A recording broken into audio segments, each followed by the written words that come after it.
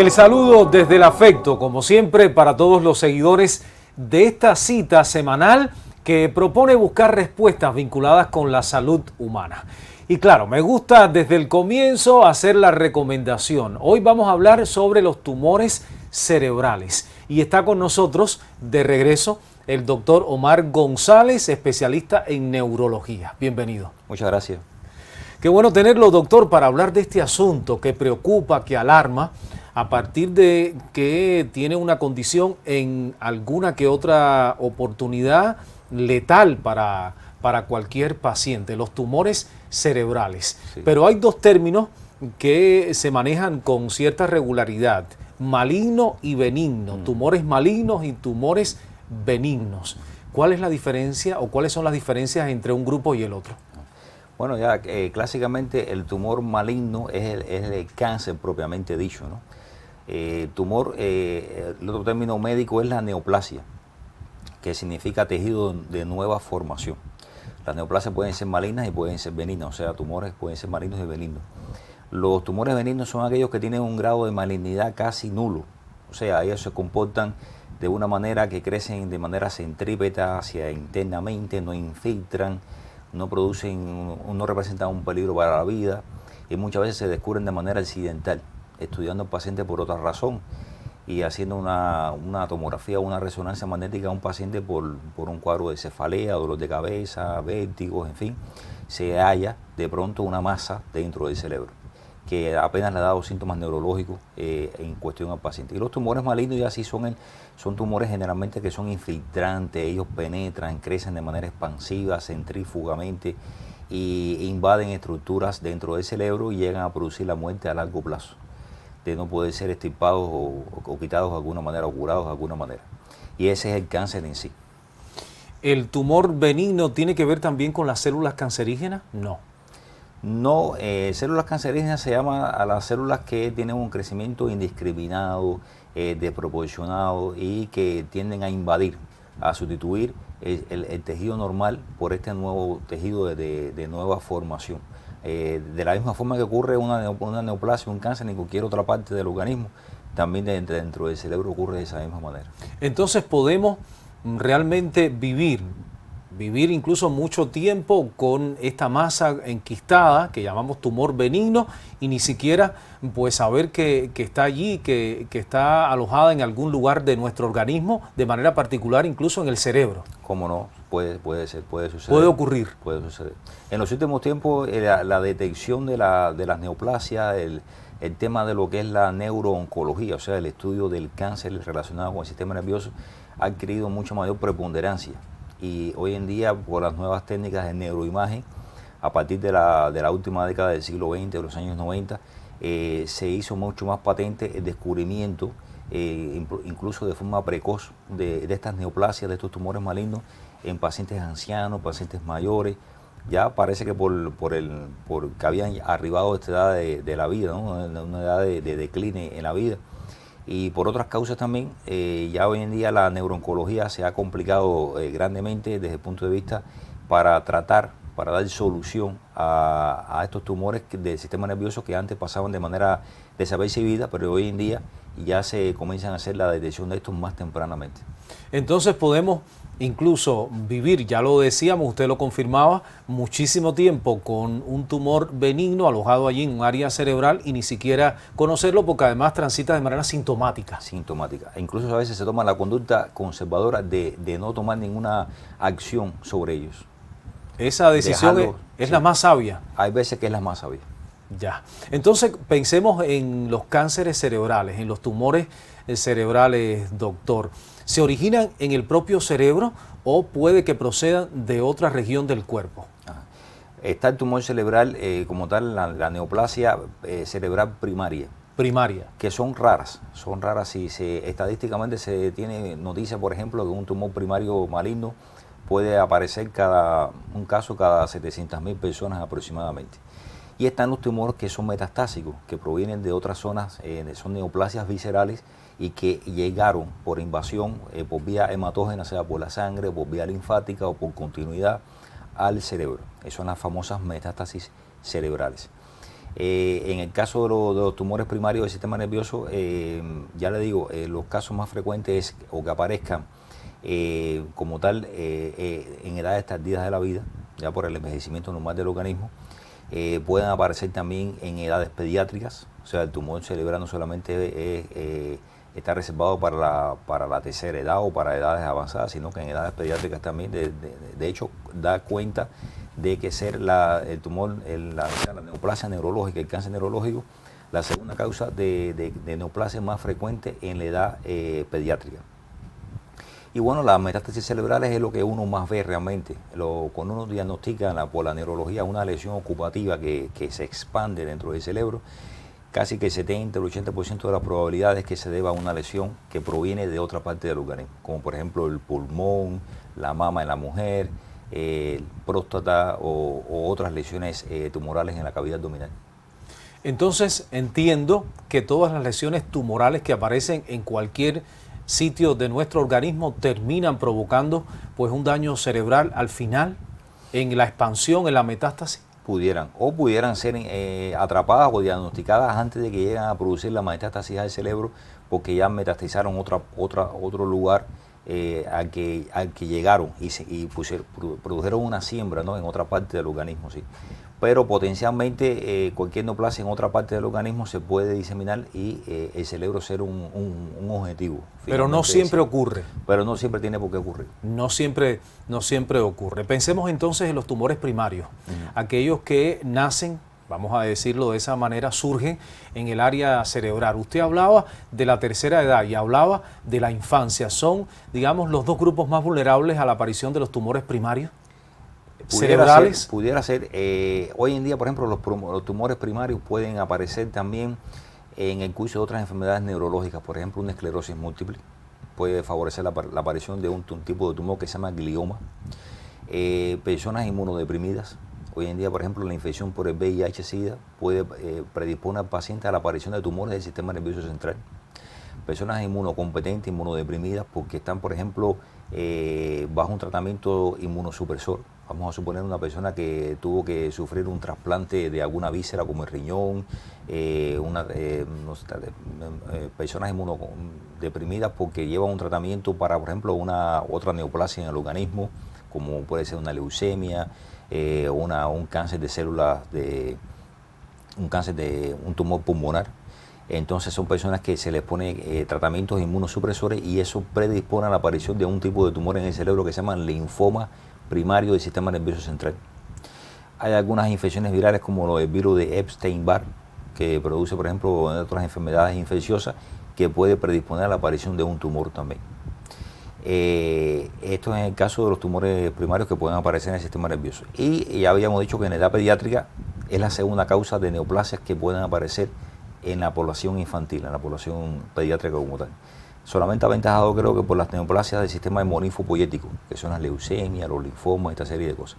Pero los tumores del sistema nervioso central, cerebrales como tal, pueden verse también en la infancia. Pero el resto de las edades de la vida no quedan libres de que padezcan... No están exentas. No están exentas de que puedan padecer tumores cerebrales primarios. Sí. Primarios, ¿verdad? Pues ya estamos motivados por el tema, profesor. Ya estamos motivados por este asunto en Consejo Sano. Espero que ustedes también. Vamos a hacer un pequeño corte. Regresamos en breve. El temor a un corte de pelo es frecuente en muchos niños, especialmente en sus primeros años. A esta edad lo ven como algo desconocido, por lo que debes ayudarles a superar el terror. Lograr que el niño venza el miedo a cortarse el cabello es más probable si llevas a la práctica los siguientes consejos. No dejes que el corte lo sorprenda. Si tienes en casa una máquina y tijeras, anímate a enseñárselas para que se familiarice con ellas. Es de gran ayuda para que entienda o asimile el proceso. De ser posible, recorta el cabello a algún muñeco. Si los niños se levantaron desanimados o irritables, no es conveniente ir a la peluquería. Escoge un día agradable, procura que duerma bien, que vista ropa cómoda y que haya comido para reducir el fastidio.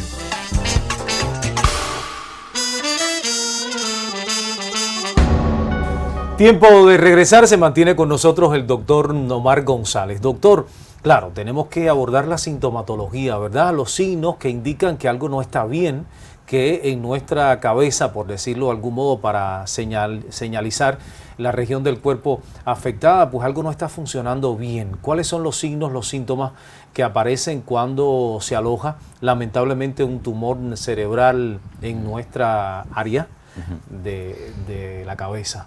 Por supuesto. Bueno, el sistema nervioso central, en este caso el cerebro, tiene una elevada especialización funcional. O sea, eso hace que, en dependencia del lugar donde asiente este crecimiento tumoral, va a producir un tipo de síntoma u otro. Depende del lugar donde se aloje el tumor. Por ejemplo, si es un tumor que crece por alrededor de la silla turca, donde está la glándula hipófisis, puede comenzar a producir síntomas visuales. ¿Eso está en qué área, profesor, nos indica? Estaría, vamos a suponer, si trazáramos un eje que coja por aquí entre los dos oídos, aquí de frente y así vertical, donde se cruzan esos tres ejes en la misma profundidad, ahí estaría más o menos localizada la silla turca, bien en la profundidad de la cavidad craneal. Ahí aparecería un dolor, por ejemplo. Podría aparecer algún dolor, pudiera aparecer un problema visual, que la persona empieza a perder la visibilidad hacia arriba o hacia abajo, y que empieza a paralizarse algún nervio que tiene que ver con movimientos de los ojos. De manera repentina. De manera algo repentina. Sí. No quiere decir que va a aparecer de la noche a la mañana, pero sí en pocas horas, en pocos días, se va instalando el cuadro. Hay signos que son focalizadores por esto, porque depende de la zona del cerebro donde esté creciendo el tumor. Hay veces que no hay signos localizadores evidentes y no hay, por ejemplo, un ojo extraviado, un estrabismo, ¿no? No hay una parálisis en alguna parte del cuerpo, pero, por ejemplo, el paciente puede comenzar con convulsiones. De pronto, una epilepsia tardía en su vida, cuando realmente nunca antes la había padecido. De hecho, por ejemplo, en una persona ya en la cuarta, quinta década de la vida que empiece con un cuadro convulsivo, la segunda causa más frecuente de eso es un tumor, generalmente. Porque las epilepsias de debut tardío son menos frecuentes a esa edad. Que provoca un desmayo o una pérdida de conciencia. Una pérdida de conciencia con una convulsión típica de esta, de la que las personas reconocen que la persona se cae en el suelo inconsciente. De epilepsia. De epilepsia, que balbucea, que suelta, libera espuma por la boca y se retuerce, ¿no? Puede debutar una persona con un tumor cerebral puede debutar de esa manera. Es muy frecuente ese síntoma. Es muy frecuente ese síntoma. Tenemos personas conocidas de nosotros que ya partieron y que debutaron de esa manera. Que ya fallecieron. Que ya fallecieron. Y en pleno trabajo, un buen día, debutaron con una convulsión. Y cuando se les estudia, se les encuentra el tumor cerebral. Metastásico, por cierto, metastásico, que cuando se les estudia completamente se dan cuenta de que ya tenía un tumor primario en el pulmón, por ejemplo. Y ese fue el que metastizó y sembró a distancia en el cerebro como tal. Pero es una carta de presentación muy frecuente del tumor cerebral con convulsiones. Lo otro es cambios de comportamiento. O sea, la persona comienza a tener cambios en su personalidad. Empieza a disgregarse, empieza a ser una persona totalmente diferente. Como dice, por ejemplo, empieza a contar chistes verdes. Una persona que era introvertida, recatada, seria, que no se prestaba puede comenzar a tener cambios de conducta importantes. Comportamientos un tanto caóticos, errantes, no sí. centrados. No centrados. Sí. Puede ser una forma de presentación del cáncer. Sobre todo si el tumor asienta en lo que es los lóbulos frontales del cerebro. Eso es un cuadro clínico que se conoce con el nombre de Moria. Ya este es otro sitio donde se alojó el tumor. Donde empezó a crecer.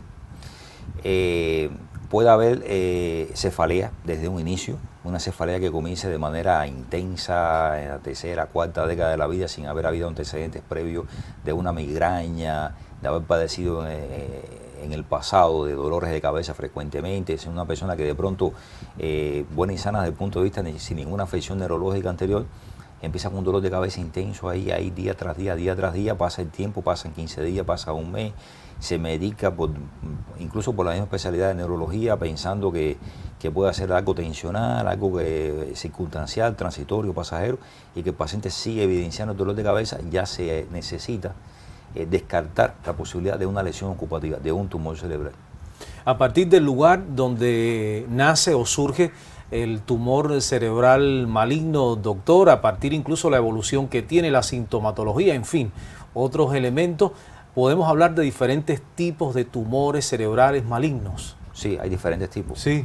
Hay 4 grados de malignidad. Cuando es el grado 1 es el que se puede considerar el benigno, el tumor benigno. Claro. Que no tiene las características de ser infiltrante o infiltrativo, no representa un peligro para la vida, son esos que se descubren de manera accidental y se le llama hallazgo médico, porque se descubren un buen día de esa manera. Pero ya cuando empieza a hacer, si se estudia por anatomía patológica o el estudio de imagen y se encuentra que hay un grado 2, grado 3 o ya el grado 4 máximo, que es el de, por ejemplo, el glioma multiforme, que es un tumor muy infiltrante que desde que se descubre puede encontrarse varios focos del tumor dentro del mismo cerebro y entonces darse cuenta uno de que ya se está en presencia de un tumor de un alto grado de malignidad, que puede seguir avanzando, acabar de metastatizar todo ese hemisferio o incluso cruzar para el otro hemisferio contrario. Entonces ya es un signo de empeoramiento progresivo y de un pronóstico muy malo.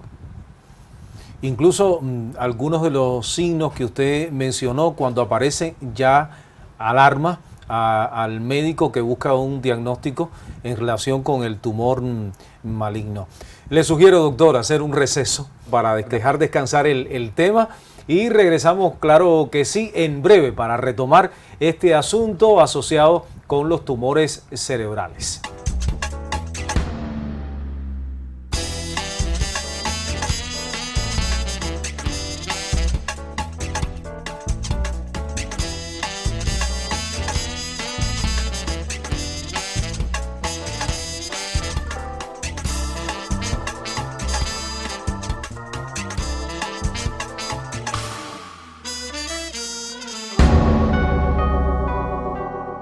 Y ya estamos en el tercer segmento del programa, doctor. Necesariamente tenemos que acudir a los diagnósticos o al diagnóstico, a los tratamientos. ¿Es complejo llegar a un diagnóstico de un tumor cerebral maligno? Por la clínica del paciente ya uno debe ir comenzando a pensar que cuando hay signos focalizadores sobre todo, ya uno se va haciendo una hipótesis y uno va pensando, bueno, si hay una afectación clínica de esta naturaleza, debe haber una lesión en tal parte del cerebro. Y entre las causas que puede haber una lesión, la lesión tumoral siempre está presente. Lo otro es que con el tiempo de trabajo de uno, la experiencia de la vida, de los casos que uno ha ido viendo, ante la falta de signos localizadores, focalizadores, pero ya una cefalea de larga evolución, un trastorno de conducta del comportamiento, una epilepsia que debuta en una edad no esperada de la vida, cosas así le hacen pensar a uno que uno tiene que salir a descartar esta posibilidad diagnóstica del tumor cerebral. Y son cosas que ya de pensarlo, ya uno tiene ya que actuar y uno tiene que emprender los mecanismos y comenzar las investigaciones encaminadas sobre todo en primer lugar a descartar esa posibilidad. Una vez descartada esa posibilidad, ya uno vaya pensando en otras posibilidades diagnósticas menos peligrosas, pero siempre, como uno le dice a los pacientes, hay que salir de duda de lo más acuciante, de lo que pueda poner en peligro la vida, y porque eso requiere una conducta y una actuación de urgencia. Inmediata. ¿Y tienen ustedes técnicas, exámenes, pruebas? Sí. Lo primero que uno tiene que hacer es un buen examen físico, claro, para tener una definición, una valoración actual del estado del paciente. Y ya inmediatamente comenzar con las investigaciones pertinentes. Lo más necesario y lo que es imprescindible son las técnicas de la neuroimagen. Neuroimagen. Las neuroimágenes. En este caso están las tomografías, los diferentes tipos de tomografías que existen, la tomografía desde la simple hasta los estudios contrastados, los estudios de medicina nuclear que existen hoy en día, como son el SPECT y el PET, que son técnicas de tomografía que se inyectan radioisótopos, que son radioactivos en el torrente sanguíneo, y entonces se le hace la tomografía al paciente para ir viendo el grado de captación o no de una posible lesión tumoral. Están las técnicas de resonancia magnética con todas las secuencias que traen, y son básicas. Están las técnicas de angiografía arteriales, una arteriografía en la cual se le inyecta contraste por la vena al paciente, se dibuja todo el árbol vascular cerebral y se tira, se hacen escáneres de la misma tomografía axial computarizada para ver cómo se distribuye en el cerebro y si hay alguna lesión, porque generalmente las lesiones tumorales son lesiones muy vascularizadas. Los tumores malignos generalmente producen el crecimiento de muchos vasos sanguíneos de neoformación. De ahí que cuando se estudia al paciente con un estudio de tomografía y se inyecta contraste, uno nota que esa parte del supuesto tumor que uno quiere descartar capta mucho el contraste, porque hay muchos vasos de neoformación. Es una forma muy simple, de diagnosticar un tumor cerebral. Y de acuerdo a este resultado, ustedes deciden cómo actuar, cuál es el proceder, claro, cuál es el tratamiento o los tratamientos, porque felizmente en algunas ocasiones sí es posible salvar al paciente. Ya con la posibilidad que existe, que dan las neuroimágenes hoy en día, que se permite diagnosticar precozmente y tempranamente una lesión ocupativa, en este caso un tumor, se deriva al paciente para el especialista que tiene que tomar la conducta quirúrgica de la extirpación, ¿no?, de esta lesión tumoral, que en este caso sería los neurocirujanos. ¿Necesariamente hay que acudir a la intervención quirúrgica? Hay veces que sí, hay veces que no. Hoy en día existen muchas técnicas o existen métodos que no son tan invasivos, son incruentos, porque no hace falta una operación de cerebro o de cabeza abierta, como se dice. Por ejemplo, están los métodos de radioterapia, donde se envían diferentes láseres con radiación ionizante para que confluyan y converjan en el punto donde está la lesión tumoral y sean capaces de destruirlo sin tener que hacer una operación mayor. ¿En Cuba esas técnicas se aplican? Sí, existe la radiocirugía con marco estereotáxico en centros de alto nivel en la capital del país, ¿no?, donde se estudian estos casos y se le pone tratamiento si se considera, si la neurocirugía considera que es tributario de hacer este tipo de intervención. Este famoso gamma knife, que es el cuchillo gamma, que existe para intentar resolver estos casos sin tener que abrir la cabeza directamente. Está la quimioterapia, la misma quimioterapia que se le pone a un paciente para un cáncer de pulmón u otro tipo de cáncer. Para reducir al mínimo la tumoración, incluso destruirlo. Incluso destruirlo. Lo único que estos métodos de la radioterapia, de la quimioterapia, revisten la peculiaridad que en el caso del sistema nervioso central, como el tejido neural es tan sensible a toda la acción de todos estas sustancias o estos medios físicos que son muy invasivos y son muy agresores del tejido como tal. Entonces hay veces que emplearlos reviste más peligro que no hacerlo, y por eso hay veces que no se usan del todo, pero porque la aplicación de estos métodos directamente sobre el cerebro puede producir otras lesiones secundarias y otras afectaciones y otras discapacidades. Lo otro es que la misma quimioterapia, los famosos sueros citostáticos, que tan fácil pueden llegar por la sangre a un pulmón o a una lesión en el abdomen o en la próstata o en los huesos, al cerebro para llegar tienen que atravesar una famosa barrera que se llama barrera hematoencefálica. Y entonces hay que elegir cuál es la sustancia que pueda atravesar esta barrera para que llegue directamente al tumor. O sea, el tratamiento neurooncológico tiene peculiaridades y tiene retos y cosas que vencer que hacen difícil el tratamiento de un tumor cerebral. ¿Cuál es el tratamiento con el cual usted más simpatiza? La cirugía sigue siendo hoy por hoy el más efectivo, lograr extirpar la lesión. Claro.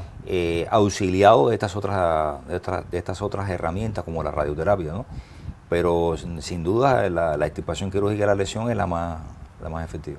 Después de que el paciente felizmente es salvado a partir de la intervención quirúrgica u otro tratamiento, ¿existe algún procedimiento de rehabilitación? ¿El paciente queda con alguna lesión que requiere de otras atenciones médicas, doctor?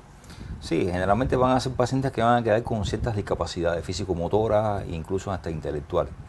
Por ejemplo, puede quedar una afectación visual, puede quedar una afectación del lenguaje, pueden quedar trastornos, manifestaciones neuropsiquiátricas y manifestaciones de discapacidad físico-motora como algún tipo de hemiplegia, ¿no? Tengo pacientes que habían sido epilépticos desde una segunda o tercera década de la vida y que cuando se les estudió con una resonancia magnética se les encontró la lesión tumoral, fueron derivados al especialista en cuestión, del neurocirujano, se le hizo la exéresis, o sea, la extirpación del tumor. No hubo recidiva tumoral. Lo otro es que en dependencia del grado de malignidad de la lesión puede recidivar, o sea, puede volver a crecer.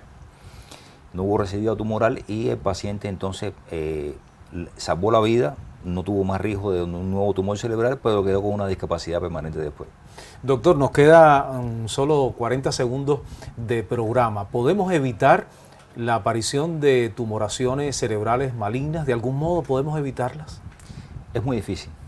Es una etiología multifactorial, está la predisposición genética que pueda tener a veces por vía familiar algunas familias que pueden tener esta cierta propensión, pero esto no es posible de estudiarlo, es muy improbable, o sea, queda un poco azaroso en la vida.